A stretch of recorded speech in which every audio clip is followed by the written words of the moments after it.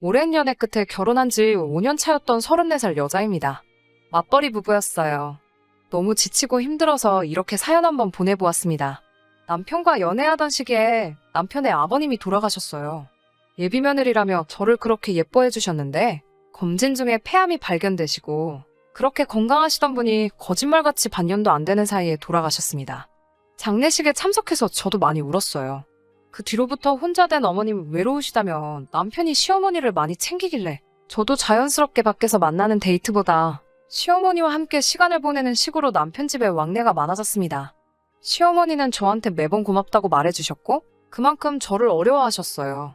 그도 그럴 것이 시어머니는 전업주부셨고 생계 대부분을 돌아가신 시아버지 혼자서 버는 돈으로 꾸려가셨거든요. 남편 내 형편이 그렇게 좋은 편이 아니라서 시아버지는 60이 넘은 나이에도 일을 계속 하셔야 했습니다. 그러다 보니 시어머니는 제가 혹시나 그러한 이유로 남편과 결혼을 하지 않을 거라 생각하셨는지 저를 참 어려워하셨어요. 경제력 없는 홀어머니를 둔 아들이 부담스러울 텐데도 계속 만나줘서 고맙다면서 저한테 늘 고맙다는 말을 잊지 않으셨습니다. 어머니 걱정하는 남편 모습에도 내키지는 않았지만 신혼집도 일부러 시어머니 댁 근처로 구했습니다. 그런데 막상 결혼 후 신혼여행을 다녀오니 시어머니는 틈만 나면 불쑥 찾아오셔서 냉장고 열어보고 살림 간섭하시고 이거 해먹여라 저거 해줘라 사소한 것에도 참견을 하기 시작하셨어요. 저도 회사를 다니고 있는 맞벌이 부부인데 남자는 집안일 하는 거 아니시라며 집안일 시키지 말라 하시면서요. 아들 장가 보낸 게 어머니 된 입장으로 많이 걱정되시겠지 하고 처음에는 그냥 넘겼어요. 집도 가까우시겠다. 그냥 혼자 계시니 적적한 마음에 신혼집에 들락날락 하시는 거라고 생각했지요. 하루가 멀다 하고 신혼집에 방문하는 시어머니가 불편하긴 했어요. 그래서 차라리 시어머니가 오기 전에 우리가 먼저 가는 편이 낫겠다는 생각에 연락도 더 자주 드리고 주말이면 주말마다 데이트를 하는 대신에 시댁으로 향했습니다. 양가에 용돈 보내드리는 것도 혼자 계신 시어머니 경제력도 없으시니 친정에 보내는 것보다 조금 더 보내자고 제가 먼저 제안도 했어요. 그런데 호의가 계속되면 권리인 줄 안다고 제가 시어머니께 잘하고 어렵게 생각하는 만큼 서서히 남편도 똑같이 변하기 시작하더군요. 시어머니 등에 업고 기세등등에서는 원래 집안일은 여자가 하는 거라며 자기는 남자라서 잘 모른다고 도와줄 생각도 없어 보였습니다. 하다 이제는 혼자 계신 어머니 걱정된다며 화가를 하면 어떻겠냐는 말까지 하더라고요. 주말에 시어머니 모시고 식사를 하러 가도 남편 옆자리에는 제가 아니라 시어머니가 차를 타고 갈 때도 조수석은 제 자리가 아니고 시어머니의 자리였습니다. 잠깐 걸어서 이동할라 치면 저 앞에 남편은 시어머니와 찰싹 달라붙어서 저는 뒤에서 제대로 따라오고 있는지 확인도 안 하더라고요. 마치 제가 남의 남편 뺏어다가 결혼 생활 하고 있다는 기분이 들었어요. 전부 다 참아내고 시어머니한테 더 잘하려고 노력했음에도 불구하고 시어머니의 간섭은 날이 갈수록 심해지시더라고요.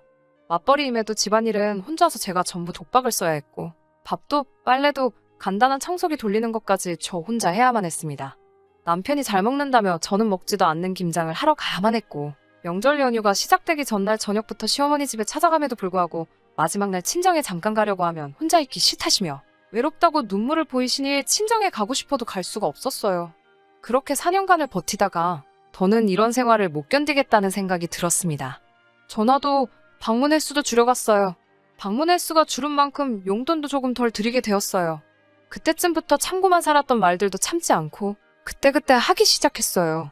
살림은 제가 알아서 할 수 있다고 걱정하지 말고 지켜봐 달라 말씀드리고 친정 가는 거 싫다고 가짜 눈물 보이실 때에도 저도 친정 부모님 챙겨드려야 한다며 용돈 얼마로 달래드리고 겨울에 또 김장하려고 한다는 계획을 말하시자 남편 집에서 저녁 식사 한 끼 먹어서 작년에 담근 김치도 아직 남아있다고 필요하면 그냥 김치는 사 먹겠다고 말씀드렸습니다.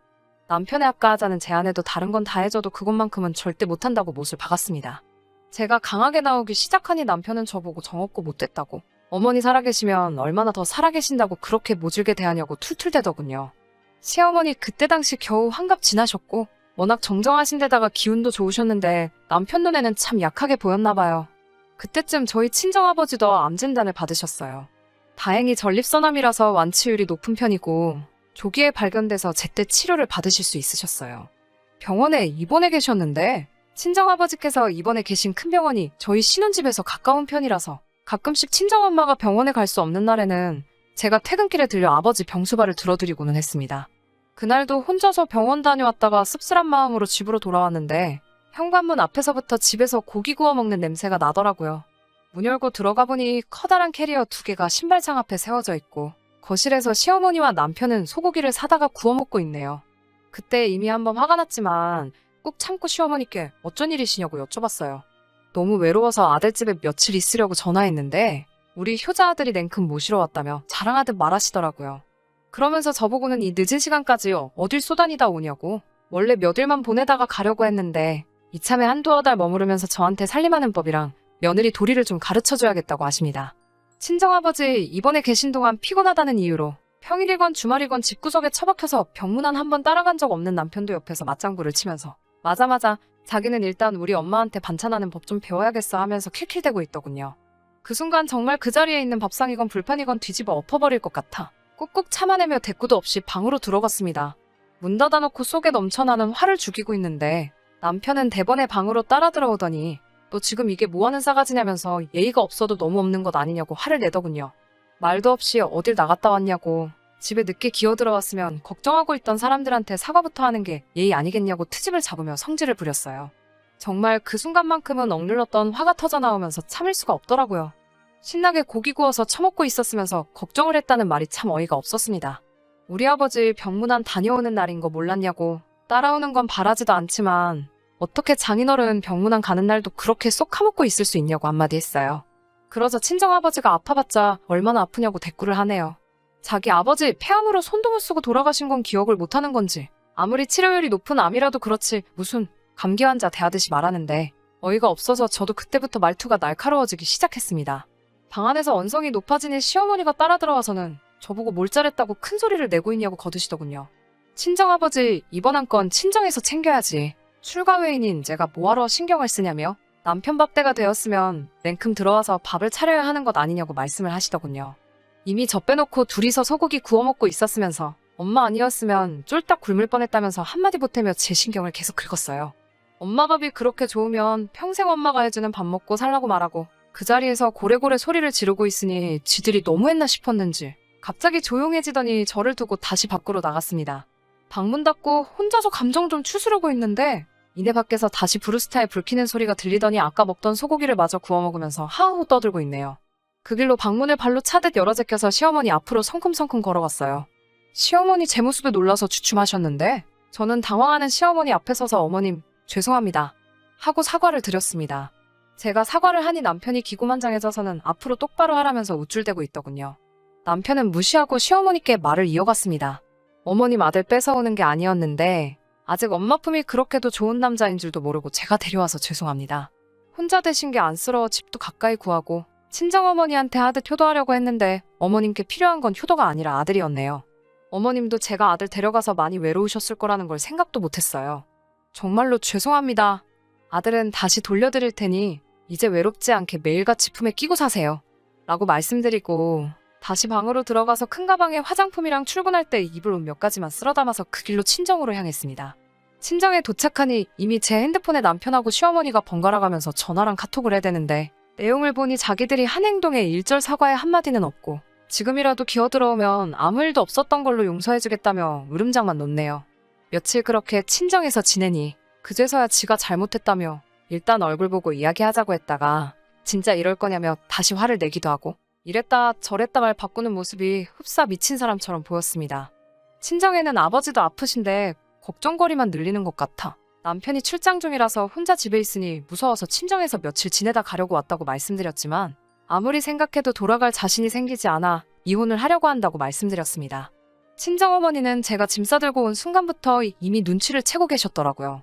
아무튼 이제 친정에도 이야기를 했겠다. 제가 더 이상 참아야 할 이유도 숨겨야 할 이유도 없어졌습니다. 남편에게 연락해서 이혼하겠다는 의사를 밝혔어요. 앞으로 저한테 따로 연락할 건 없고 할 말이 있으면 변호사를 통해서 해줬으면 좋겠다고 못을 박았어요. 남편도 저한테 소리를 고래고래 지르며 어디 한번 해보라는 식으로 나왔습니다. 친정에 온 지도 어느덧 3개월째인데 남편이 호락호락 물러나지 않을 거라고 생각했는데 전화와 카톡으로 매일같이 폭언을 일삼아준 덕분에 증거 수집은 정말로 쉽게 끝나버렸네요. 그런데 얼마 전에 시어머니한테 전화가 왔습니다. 남편 빼놓고 둘이서 만나자고요. 시어머니 그제서야 그동안 제가 며느리로서 얼마나 잘했는지 칭찬을 하시면서 자기가 잘못 생각했다며 그날의 일을 후회하고 있다고 저에게 사과를 하시네요. 저는 이미 마음 굳혔다는 말씀을 드려도 평소 같으면 어디다 따박따박 말대꾸를 하냐며 화를 내실 분이 제 심정 다 이해한다고 하시면서 그래도 어떻게 안 되겠냐는 식으로 저에게 빌다시피 하시더군요. 솔직히 그때 조금만 더 시어머니하고 이야기했으면 없었던 일로 돌아갈 뻔도 했습니다. 제가 미쳤죠. 그런데 다행히 저한테 빌듯이 사과하고 있는 시어머니 앞에 전화가 한 통 걸려오더군요. 남편이었습니다. 귀가 잘 안 들리셔서 전화기 볼륨을 어찌나 크게 해놓으셨는지 마주 앉아 있는데도 남편 목소리가 다 들리더군요. 남편은 전화기 너머로 밥솥에 밥이 없다고? 어떻게 밥도 안 해놓고 나갈 수 있냐고 하면서 시어머니를 원망하듯이 투덜대고 있네요. 정신이 확 들더군요. 시어머니가 제 앞에 이렇게까지 사과를 하는 이유를 알겠더라고요. 다시 남편 뒷바라지하며 저녁밥 챙겨주고 자는 거 깨워서 출근시켜주고 아주 똥수발을 들게 생겼으니 그제서야 제 빈자리가 느껴지셨나 봅니다. 남편한테 그거 하나만큼은 고마워요. 그때 시어머니께 전화를 해서 밥 타령만 하지 않았어도 시어머니 사과에 거의 넘어갈 뻔했었으니까요. 아, 하나 더 고마운 게 있네요. 정신 못 차리고 문자며 전화로 매일같이 저한테 욕짓거리를 해준 덕분에 이혼하는데 따로 증거 수집을 할 필요도 없게 도와줬으니까요. 시어머니께 웃으면서 한 말씀 드렸습니다. 그렇게 원하시던 대로 이제 아들하고 둘이 지내시니 시끌벅적 아주 살맛 나시겠다고요. 이제 명절날 친정 가려고 하는 며느리도 없고 영원히 아들 곁에 두고 지내시게 되었는데 기분이 어떠시냐고요. 저는 다시 한번 이혼하기로 한제 결심을 말씀드렸습니다. 남편도 제가 해주는 밥보다 그 좋아하는 엄마 밥 먹을 수 있으니 제가 사라지는 게 모두가 행복한 거라고 말씀드렸어요. 시어머니는 포기하지 않고 끝까지 저보고 다시 한 번만 잘 생각해보라며 눈물까지 보이시더군요. 울먹거리고 있는 시어머니를 카페에 내버려둔 채로 저는 이제 볼 일 없으실 거라고 말씀드리고 제 가방 챙겨서 제 집으로 돌아왔습니다. 투병 중인 아버지 병세도 많이 좋아지셨고 곧 퇴원하실 거예요. 통원 치료를 받기는 하겠지만 이젠 도와줄 수 있는 제가 곁에 있으니 이제 저는 다시 우리 가족들하고 행복하게 살아가려고 합니다. 끝까지 들어주셔서 감사합니다. 오늘의 사연은 여기까지입니다. 구독과 좋아요, 알람 설정 부탁드리고 더 좋은 사연으로 다시 찾아뵙겠습니다. 감사합니다.